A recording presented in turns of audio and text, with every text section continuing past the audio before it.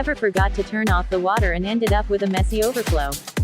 What if you could stop that using just an Arduino, 3 LEDs, and a simple cup of water? In this video, we're building a smart water level indicator using Arduino Uno and PictoBlox block coding, no complicated programming needed. So yesterday I was filling a glass, got distracted, and boom, overflow, and that's when I thought, why not build something that warns us before it's too late? For this project, you'll need an Arduino Uno, a water level sensor, 3 LEDs green, yellow, red, a breadboard, some wires, and a cup of water, and trust me, watching the LEDs respond in real time is super satisfying. First, we connect the sensor to analog pin A0, the LEDs to digital pins like 2, 3, and 4, and make sure to use resistors. Think of it like levels in a game. Green means safe, yellow is warning, and red is danger.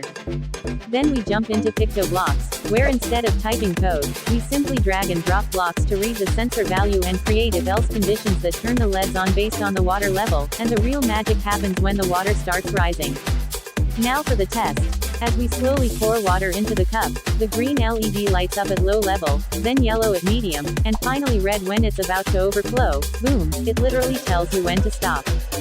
What's amazing is this tiny project can be expanded to monitor water tanks, prevent overflow at home, and even help save water. So if you're learning Arduino, this is one of the easiest and coolest beginner projects to try. And before you go, make sure to click the subscribe button and turn on notifications so you don't miss more simple and exciting Arduino projects like this.